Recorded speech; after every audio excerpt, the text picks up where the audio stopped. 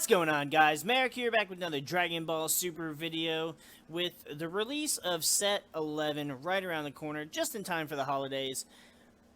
One of my favorite things to look forward to is the fantastic art that we got with the SPRs. Regardless of which set we get, SPRs always have the best art in the set, even better than the secret rares 9 times out of 10. One thing I've noticed, however, is that every set there's always a missed opportunity. There's always at least one card that should have gotten SPR that for some reason was just overlooked. A lot of times probably just so that a Goku can have that slot. So, we're taking a look back at all of the previous sets, and we have chosen 10 cards that we think deserved to have SPRs. Now, we put a good bit of thought into this. We put a lot of research into it to see which cards performed adequately well within their respective sets that should have had an SPR. The first card up on my list, of course, is Bardock the Progenitor. Aside from the fact that Bardock's my favorite character, this was easily one of my favorite cards.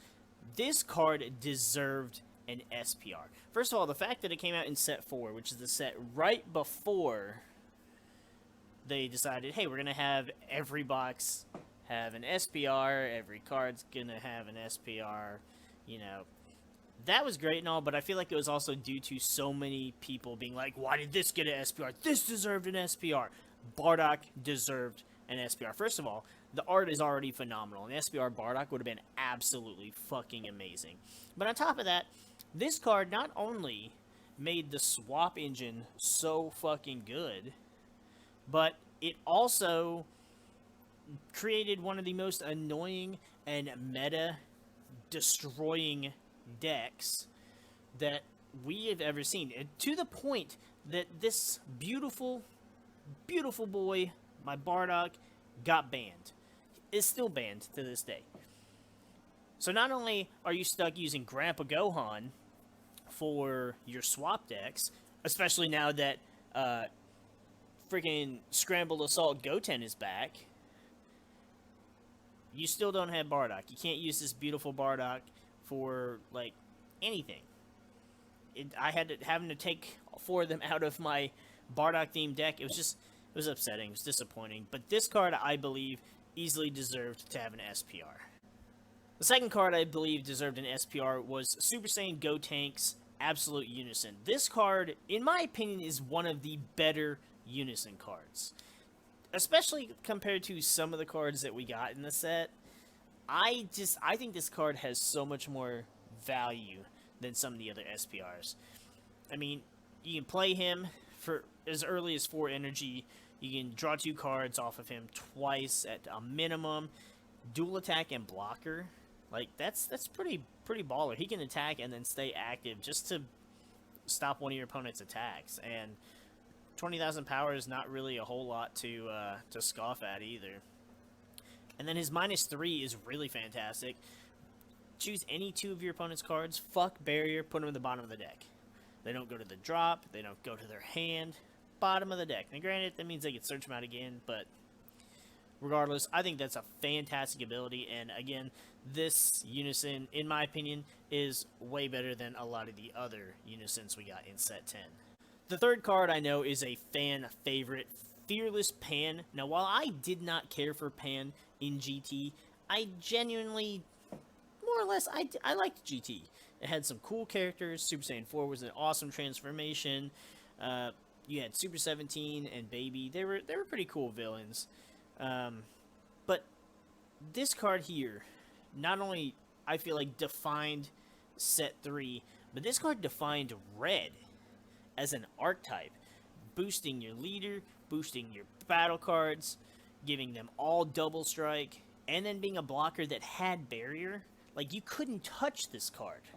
This card was absolutely phenomenal. And if you ran the GT engine with the Grand Tour Spaceship, you could play her as early as 2 or 4-2 energy. Just overall a fantastic card, and Red did not get an SPR in Set 3. This card definitely should have been the Red SPR. Another Red card I think should have gotten an SPR was Miraculous Comeback Ultimate Gohan. Red wasn't as prevalent with set 2. I feel like because, well, set 2 had Cell, which was easily Cell and Androids were the two best archetypes. You had Goku Black, which was great. You had Zamasu that just felt like he would die on his own terms, and Red just, I mean, Red had Vegito, but you had to get a Goku and Vegeta out. It was kind of difficult. You had to keep them on the board. It took time. Miraculous Comeback Ultimate Gohan, on the other hand, you could play him for freaking 2 energy. 2 energy. 25,000. Double strike. Burning your opponent for 2 damage. This was a powerful fucking card. And then, if you combine it with, you know, other red cards, like set 3, you had the Pan Leader. You had Fearless Pan. This card just, it had so much potential early on. And I know Red had Vegito, but I feel like as far as what... Not that Vegito was a bad call to make, but as far as playability and utility, Ultimate Gohan was easily the better choice in that regard. Up next, we have another card from set 3, Trunks Power Overseeing Time. Personally, I like this card better than Fu. Now, I understand Fu was a good card. It is still a good card. And shutting down everything your opponent plays is great. 6 energy is a lot. Getting to turn 6 to have 6 energy, just as much. But Trunks, he only required 2 energy to Overwhelm. Double Strike was not bad at all. And you got to get a card back from your warp. So if you get a super combo in your drop area and you warp it away to play him, bam, you get your super combo right back to your hand. Or any other card for that matter. It's overall just a phenomenal card. And now that we have better super combos and stuff that have ridiculous versatility, this card is fantastic to get it back. Even back in set 3 days. This card was played infinitely more than Fu. Again, because you had to get to 6 energy to play Fu. If you did get 6 energy, Fu basically won you the game. But this card was just played so much more. Up next, we have At All Costs Vegeta from set 4. Set 4 was one of those weird sets that it kind of expanded on the stuff from set 3, but not in a way that I preferred.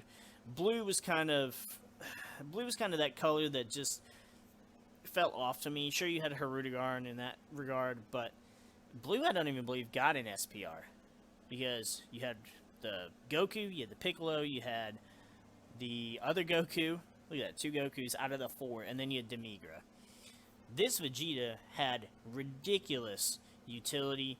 It was a fantastic finisher, and relatively cheap to play. So, this card saw a lot of play. This card saw a lot of play even after set 4, into, you know, sets 5 and 6, and maybe even later. And honestly, I feel like this card just deserved to be an SPR so much more than, especially Demigra. Hell, even the Piccolo. Like, the Piccolo was cool. He saw some play, but not a lot. Demigra, you couldn't play really outside of playing a Demigra deck anyways.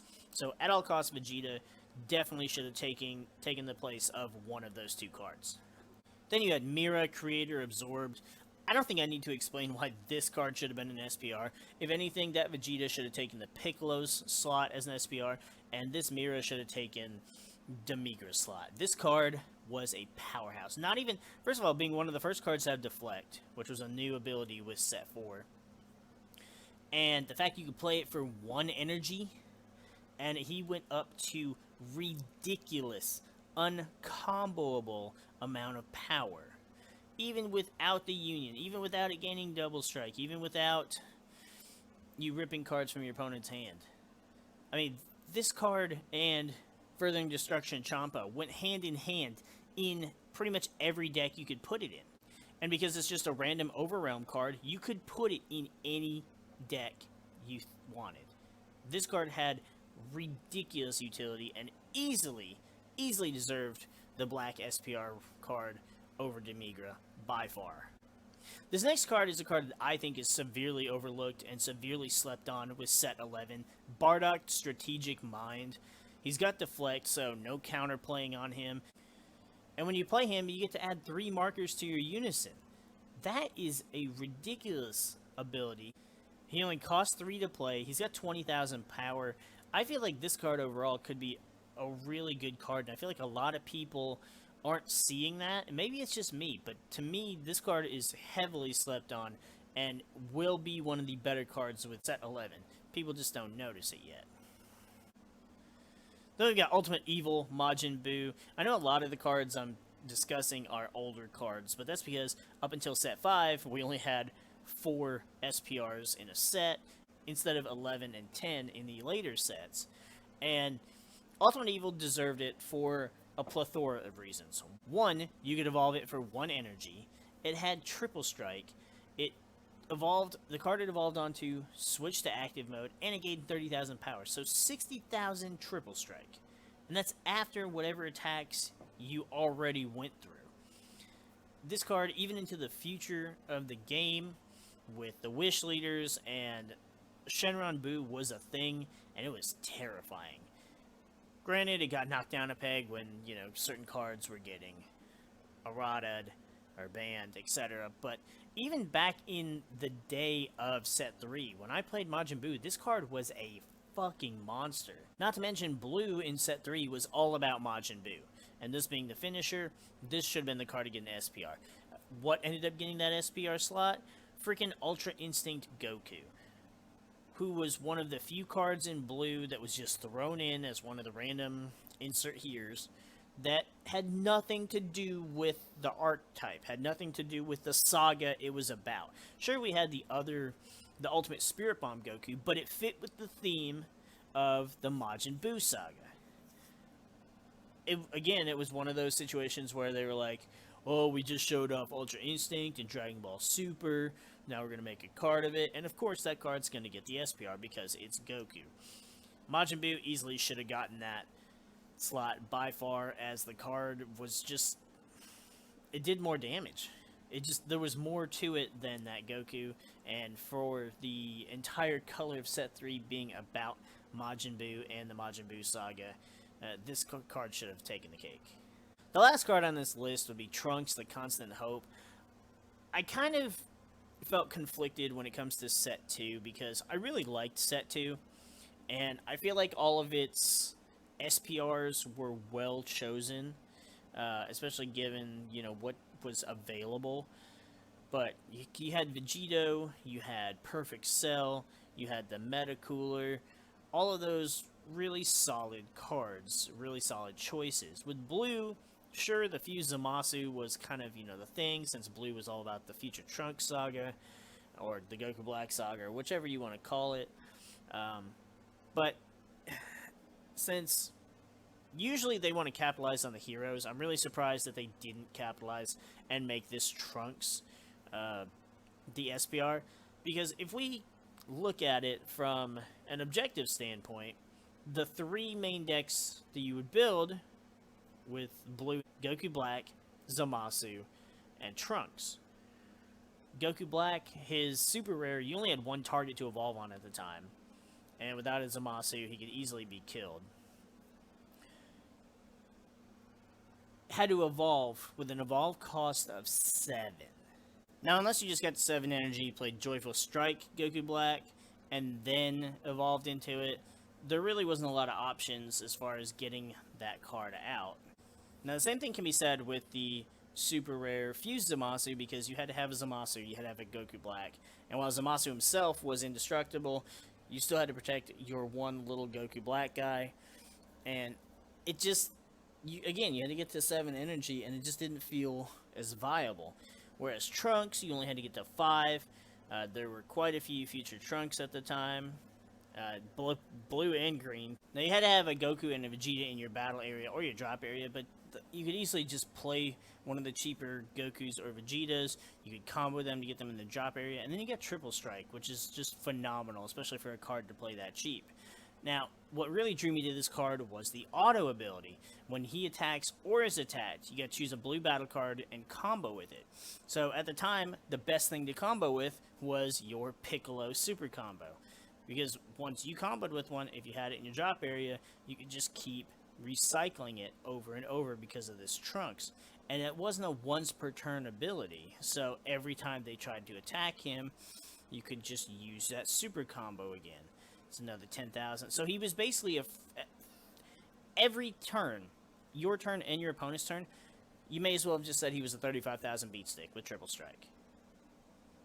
Because you were going to combo that super combo every time. You were going to draw your card every time. Not that I'm saying it could be good again, but there's just so many more options that this card could take advantage of with that auto ability. And I just feel like this card was so much more deserving of that SPR slot than the Fused Zamasu was. But that's going to go ahead and wrap it up for this video. Those are 10 cards that I believe deserve to have their own SPR, and why I feel they deserve to have an SPR over some of the other cards that were chosen instead. If you guys enjoyed this video, if you agree with any of the points I made, hit that like button down below for us. We appreciate all of your support, and let me know your thoughts, and if there's any cards that we didn't mention that you guys believe deserve to have their own SPR as well. With that, though, we're going to go ahead and get the frig out of here, and we'll see you guys in the next video.